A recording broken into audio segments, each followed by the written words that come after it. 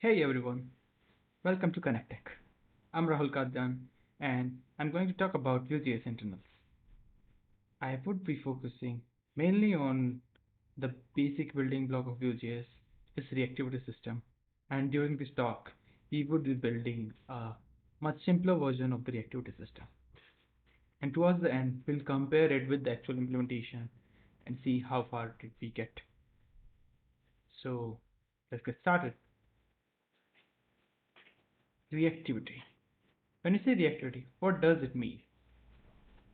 Reactive is something that changes when its dependencies change or notifies when its dependencies change.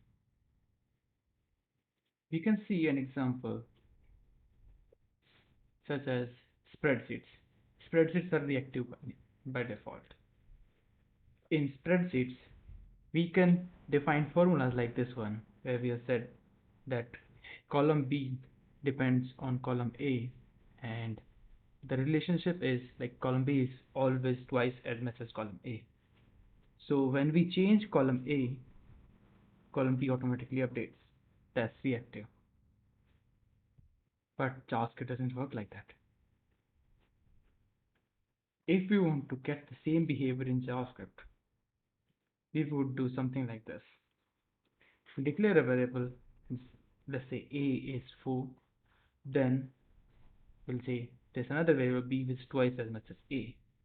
Now, if we print B, it should be 8.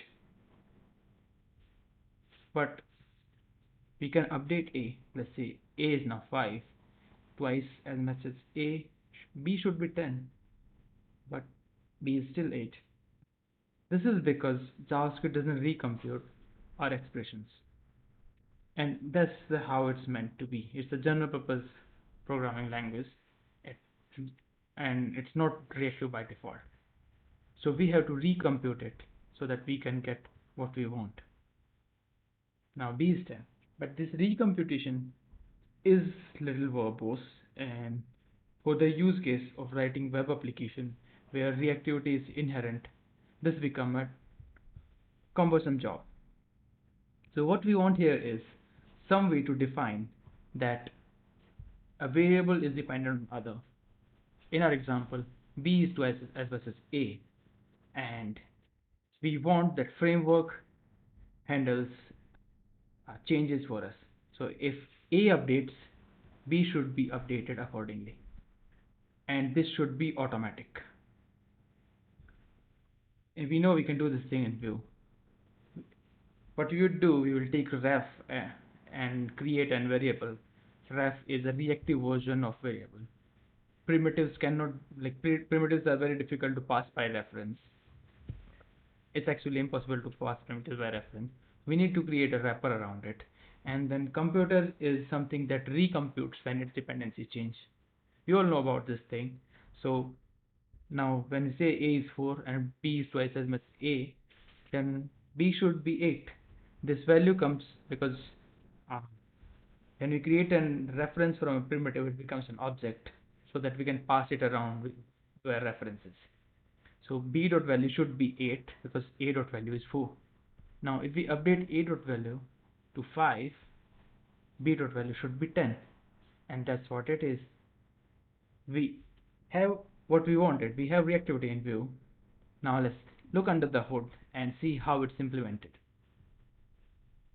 So in our example, we have two reactive constructs, a ref that is used to store a reactive version values and a computer that recomputes whenever its dependency change. We are going to implement them. On left here, I am going to list down all the functions either we are implementing or we are going to implement. So right now we have a ref and a computer property. So let's get started with ref. So we know we cannot pass primitive values with a reference. We need to wrap it in an object. And then we have another function called, let's call it reactive, that converts this primitive object in a reactive value. So we have another function. We'll list it down. We'll look at how reactive is written in a while. So that's ref. Ref basically takes in a primitive value, converts in an object, and passes to reactive function. And now it's job of reactive function to convert this value into convert this object into a reactive object. So here's the reactive function. Let's go line by line through this thing. So reactive function receives an object, we'll call it target, and we can use ES6 proxies to write some traps. So whenever we try to get a property, we will intercept that and do some additional work. In our case, we will call track function. This is another function we are going to implement. So let's add it to our list. And now in this get function, we'll do what get function generally do. We'll use reflect API to find the actual value, basically get the actual value and store it as result. Then we'll call our reactive system to track, to basically track whoever is using this key, basically object.value in our case, a.value in our case, whoever is using, will record that here and return the value. Then other function we need to implement is set. So whenever somebody is trying to set a value, we will take the older value and then actually update the value. If the older value is different from current value, we'll call another function, trigger function. This will notify all the dependencies that our state has changed. This is another function we have to implement. Let's add it to our list. And finally, we return the result and we return the proxy. That's the reactive function. Now let's look into track. So track function gets a target, it's an object, and a key in that object which we want to track. Here we want to check first two things. If we are in a tracking mode, this is generally added so that we can disable tracking when we are writing some debuggers or something where we don't want to be tracked as a dependency. And then there's the constructor of effect. Effect is a dependency. So if we are in tracking mode and if we have an active effect, then only we can track. Otherwise, we will return. Both of these constructs, we'll talk about them later. So let's add them to our list and we'll come back to them. Next, we need a way to track all the dependencies of this target object. So we will be keeping a weak map and storing all the dependencies with this target object as a key. So from this weak map, we get the list of dependencies we have. And if this function is called first time, then this would be undefined. So we will create an empty map, and this map is basically collecting dependencies for each key of our target value. So we'll create a new empty map and set it against the target. Set it against the target as a key in our target map. Define here. So now we'll get the dependencies of this current key. In our case, we are calling a.value. So we'll getting dependencies of that particular key. And for the first time when it's called, we won't be having any dependencies. So this would be undefined. We'll create an empty set and add it to our depth map, the dependencies map we just created. Now all we need to do is, if the active effect is not already in dependencies, we will add it to dependencies. That's tracking. So we have a way to know what are the effects which are using this particular key from this object. Next, let's see how trigger is implemented. In trigger, we got again a target object and the key, and we will use our same target map. Yeah, we'll again use our same target map. We get the depth map, and if There are no dependencies means this is not used by anyone. So we'll abort and skip the work. If this is used by someone, then we would have a depth on a set of dependencies. Then we will iterate through the list of dependencies, and we know each dependency is an effect, it's a function. We'll call that function. So this is like whenever any of the dependency is changing, whenever something is changing, we notify all the dependencies, like calling that effect function. So that's all we have in ref. Next, we're going to look at computed. So in computed, we'll create a ref. So we are passing a function that returns the value of the computed object. So we'll call this function and pass its value to a ref. Let's call it state. And now we'll write effect. Effect is a new API. We'll add it to our list. So we'll write an effect. This effect will basically call the computed function again whenever its dependency changes and update the state value. That's all. That's our computed function. So basically, whenever something changes, this effect would be triggered, and it will call the getter to update state.value. So whenever a changes, b.value would be updated. That's computed. Let's take a look at effect. So just now pass the function in effect, and we wrap this function in another function so that we can reference it further. So we call it run. If this run function is, so we need a way to track like what are the currently running effects. So we create a stack. So if this run function is already in stack, and if we add it again, that would create a cycle, and the cycle could end up into an infinite loop. So we have a check here. So if it's already there, we'll skip over it. If it's not there, we'll add it to our effect. We'll add it to our effect in a while. First, we need to enable tracking because we are writing an effect, and in effect we need to track who are the dependencies. So if somebody has already disabled tracking, we will enable it here, and we'll add it to our list of APIs yet to implement. Next, we'll push our run function in effect so that if this effect is being added again to the stack, we can ignore this. Then we'll set active effect. Remember, active effect we have to implement. So we are setting this active effect here. Let's mark it done. And we'll call our actual effect function. That would basically be what we pass in computed. So when it's done, we'll finally remove last effect from the stack, and we will reset the value of the tracking value. So track should be reset to its previous value. It's another API we need to implement, so let's add it to our list. Next, we will remove the we will basically take the last effect from our effect stack and set active effect. So we are setting active effect to its previous value. And that's our run function.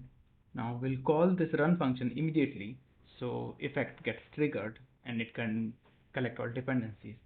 And we can return this run function so that whoever calls this effect API can use it. That is all what we have in effect. Let's take a look at enable tracking next. So enable tracking, we need to keep record of previous value. So we'll take should track value, which we initially set to true in our reactive function, and we'll add it to a stack and mark it true so that we can track in our next cycle.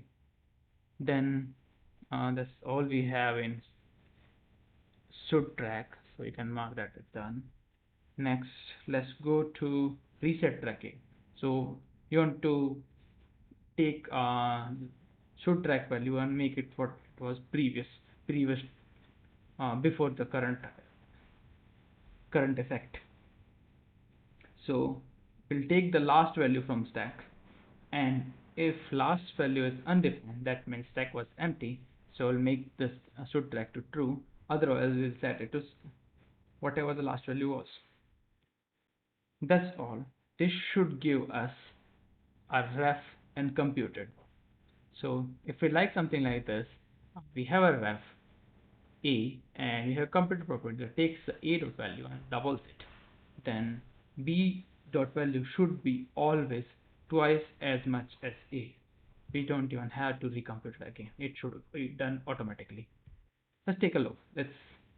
Uh, let's spin up Node.js quickly and run a demo.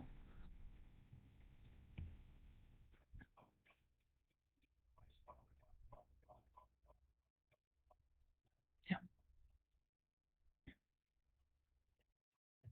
that's it. So that was a simple reactivity system. And to go through everything again, we implemented a ref. This is taking a primitive value and passing it, converting it to an object which has only one property value. And reactive was taking that object and making it reactive by writing a proxy which is trapping into get and set calls of that the target object.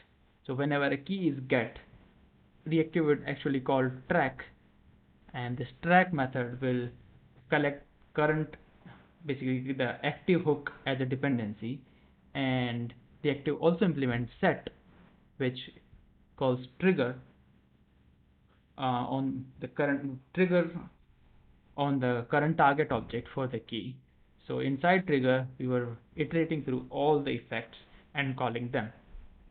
And we had should track an if active effect as global so that we can enable disable tracking and set the current running effect. Then inside computed, we use our ref again. We use ref again and uh, basically to set the initial value, and we wrote an effect which was calling to in that effect we were calling our computed getter function again and updating the ref value so that it's always up to date as per our computed property. And while doing so, we also implemented enable tracking and reset tracking, which were linked to should track and active effective APIs. That's all. That's our reactive system. It just works. So let's compare it how we have done in Vue.js. So we have a reactive function here. We are trapping in get and set calls and calling our track and trigger methods. Let's look into the actual implementation and see how it's implemented. So I have cloned Vue Next repository and go through the folder structure. We have something here, packages. So it's collection of internal smaller packages, each of them handling one concern, like we have a compiler, then we have reactivity and some runtime function package. Each of them has one single concern and implements it in isolation. So we are going to look at reactivity, and we are looking at our ref function. So let's go to ref, and there is a ref. So ref calls uh, ref calls create ref in here, and create ref is implemented here. So if we check if it's already a ref, we return the value as it is. Otherwise, we create an instance of this ref IMPL class.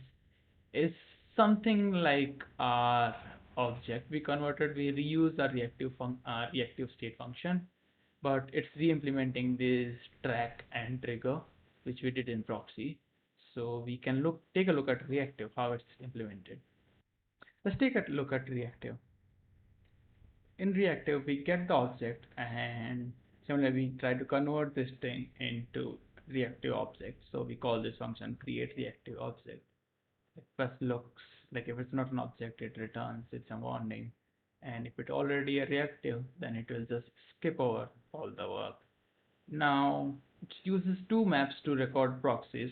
because it has a read-only API and a writable API. In our implementation, we just had a writable API, so it's equivalent to using a reactive map.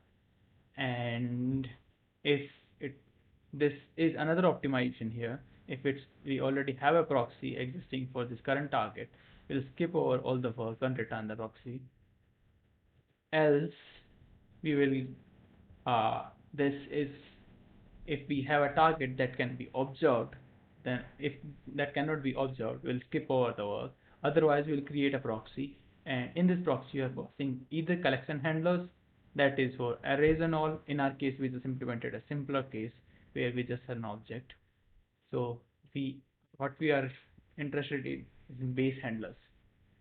So let's go back to the implementation we had in to the function, to the reactive function, which called this thing in mutable handlers and collection handlers. We are interested in mutable handlers. Let's take a look at implementation. So it's a proxy handler object which has get and set, exactly what we implemented a get and set function. Let's take a look at get first. So inside get, we're calling it create getter. So the Vue's implementation is actually handling all the edge cases and scenarios that may appear in a real-world application, while our implementation is just a happy path that works just for a contrived example to show how reactivity can be implemented. So in get function, it has certain checks to mitigate common issues, like if it's a reactive object or it's a read-only object, all those. After that, it checks if the target is an array, then we can have like iterators and all those things. Finally, it calls the reflector and gets the result. This is what we were doing, calling the reflector and getting the result. And again, some more edge cases where key is symbol and all those. If it's a read only, if it's not read only, then we track. In our case, we don't have read only implementation, so we are always calling track. Track API is slightly different. We are sending the operation we are tracking track.get, because uh, we were not concerned about cases where new keys can be added to object or keys can be deleted. So in our implementation, we were just calling track. We are omitting the second argument. We'll just go deeper and take a look at track. How was our track? Our track method has uh, a entry condition which will check if it are in tracking mode or we have an effect, then only go and work further. Otherwise, it will just return. In Vue's implementation, we have the same check again. We should be in tracking mode and we should have an effect. Then only we can continue, otherwise we return. It's using a target map, same as what we are using, that returns a dependencies map. And if we don't have dependency, we'll create a new set to this depth. Then this depth map will get dependencies for current key, and if we don't have, we'll create again. So this is exactly what we did. Then we'll check if it's not already a dependency, we'll track it as dependency. And it adds it to depth plus additional APIs so that we know what are the actual dependencies of this current effect and can be used for debugging or providing more features for it. Then Vue has an API on track. So this is basically called whenever a track function is called. This works only in dev mode. In production mode, it's stripped off. So pretty similar to what we are doing, just handling more concerns than we were. Let's go back to our get to our proxy. So in proxy, we looked at get function, then we have set function. Inside set, let's go back and see what we had. In our set, we are getting old value, setting the actual value. If it changed, we're calling trigger. What is being done here is creating setter, and again it's getting old value. Then it handles shallow and non-shallow reactive objects differently. We didn't have that in our implementation. Then it handles integer keys and object keys slightly differently. But rather than like at, at the end it calls same reflector set, basically setting the actual value on the target object. It calls trigger if the value has changed. So we didn't implement the add case where we can add more properties. We did implement a set case. So if the value has changed, it will call trigger. Again, trigger has more parameters to the API. What is causing the trigger, what is current value, and all. Our version of trigger is just target and key. Let's go inside trigger and take a look.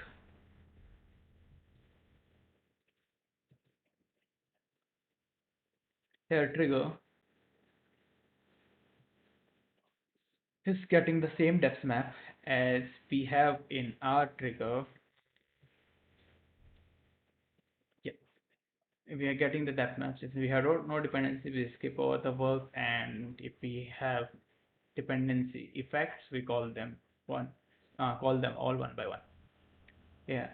So same thing. If there's no dependencies, skip over everything. If then it creates an empty set of effects and add a function that will basically take a set of effects or undefined and add it to this effects objects. Vue is handling far more cases here, so it need to collect effects, basically effects and sub effects and all those in this set before calling them. Then it has concern regarding it's a clear action or you're setting a length on an array, all those things. And but finally, what it does, it gets effects for this key which we are changing and adds them to effect object. And all the other cases are just trying to cover all JavaScript features we have. We are just interested in this part. It matches with our implementation. We are also getting the list of dependencies, and if we have list of dependencies, we call them one by one. So it's doing this thing here. It handles other cases like set, delete, and all. But towards the end, it has a run function, and we in this run function it writes another development only feature, basically calling on trigger hook if this effect has defined on trigger on it. Then this is another API where you can write your own scheduler. Instead of calling the effect directly, you can have logic how you want to call the effect.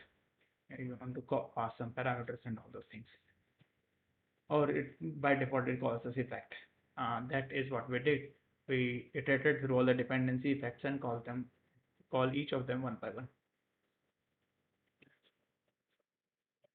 Okay, let's go back to our proxy. What else we have? Enable tracking and oh yeah, effect. So let's take a look at effect. So it calls create reactive effect to create an actual effect, and here it is calling a function reactive effect, basically what we had uh, what we had as a run. So if effect is not already in our effect stack, then enable tracking, push it to stack, set it as current effect, and call the effect. And when it's done, pop out current stack, reset, and set the effect value to its previous value. That's what we are doing. That is effect. Then we have enable tracking and disable tracking. So they are just setting, just quickly take a look of. And those also enable tracking is exactly same what we did, and same is reset tracking what we did. So our solution is pretty much close to what the actual implementation is. Just we are not handling all the edge. Basically, we are not trying to cover the whole language. We are trying to recreate the idea of reactivity here, and that's our simple reactivity function. So we just built a very simple version of Vue's reactivity system. and our implementation is, I'll say, very close to the actual implementation. Just, yeah, we didn't cover all the features of JavaScript language. So you can take a look at proxy and see what else you can trap into and track or trigger. Uh, that's all I have today in Vue.js internals. And if I am Rahul Kadyan, you can find me on Twitter at JadenCK0. I work as a software engineer in Grammarly, and I'm also core team member. One more thing, I've been working on this side project, and I'm really excited to talk about this. So this is called a TheseMat, TheseMat.xyz.